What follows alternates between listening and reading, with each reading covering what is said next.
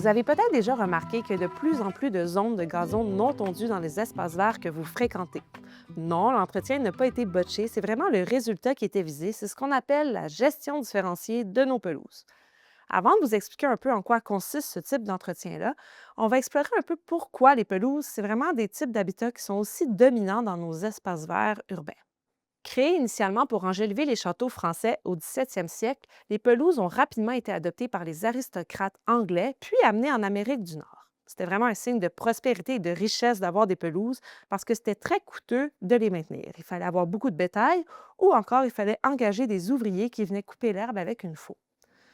Puis, au 19e siècle est arrivée la première tondeuse qui a fait en sorte qu'aujourd'hui, ça a vraiment démocratisé les pelouses, puis ça fait en sorte qu'ils sont vraiment répandus à l'échelle de notre paysage urbain, particulièrement en Amérique du Nord, où les pelouses impeccables sont vraiment entretenues avec fierté.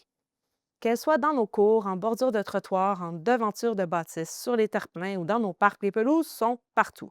D'ailleurs, il y a une étude de la Fondation David Suzuki qui a été publiée en 2024 et menée par Maxime Fortin-Faubert et Alexandre Druet qui a démontré vraiment qu'au Québec, les pelouses sont une part intégrante de nos paysages urbains.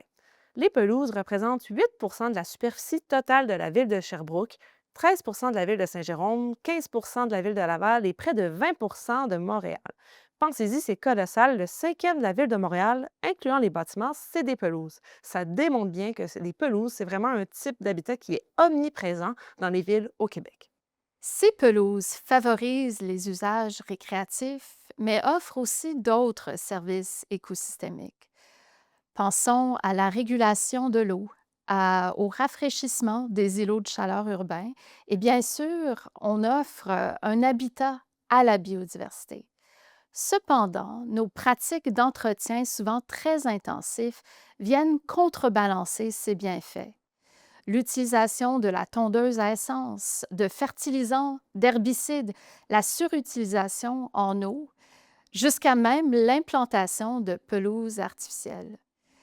De plus, ces pelouses nécessitent énormément de soins et donc sont très peu résilientes dans le contexte des changements climatiques où les étés sont plus chauds et les périodes de sécheresse sont plus prolongées. Quand le tapis vert se transforme en tapis jaune, les bienfaits de cet écosystème sont annulés. Considérant l'omniprésence des pelouses, le contexte des changements climatiques et le déclin de la biodiversité à l'échelle mondiale, nous sommes en train de revoir nos pratiques collectivement dans la mouvance de la transition écologique. Quelle est la clé pour rendre nos pelouses plus résilientes? Eh bien, c'est la diversification de ces monocultures.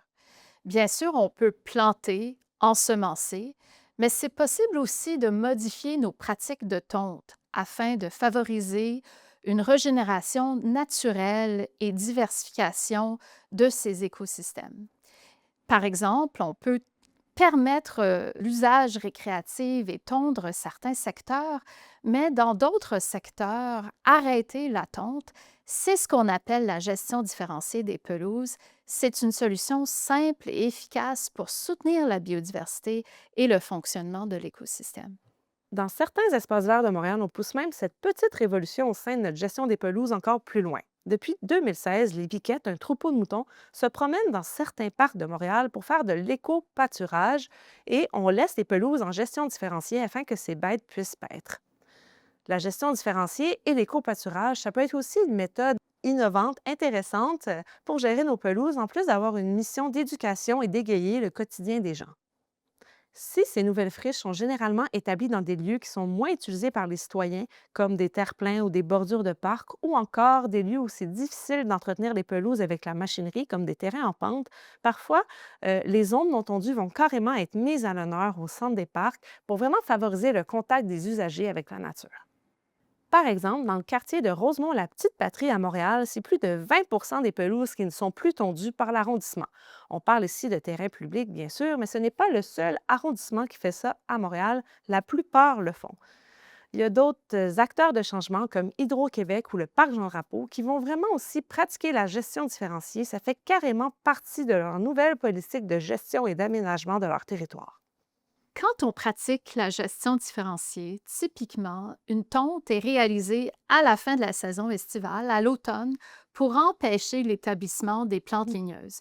Comme ça, l'écosystème de la friche demeure une friche et ne se transforme pas en forêt.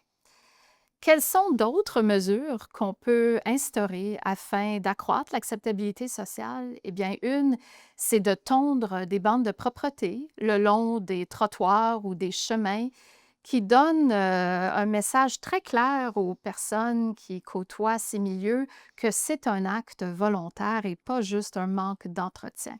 Même sur des plus grandes surfaces, on peut vraiment tondre des petits chemins à travers les friches pour que les citoyens puissent y circuler plus facilement.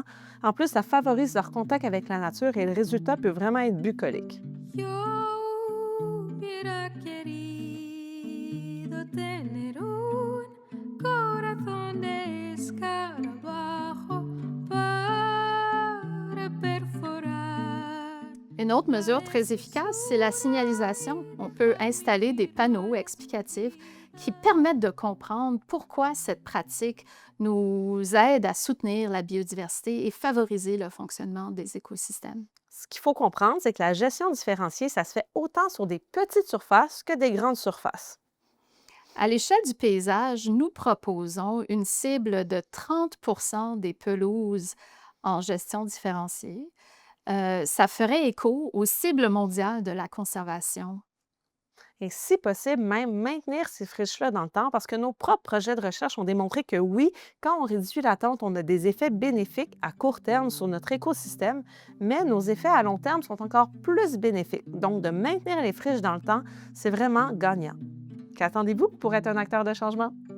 Yo hubiera querido tener un corazón de escarabajo para perforar la espesura y dejar mi firma escondida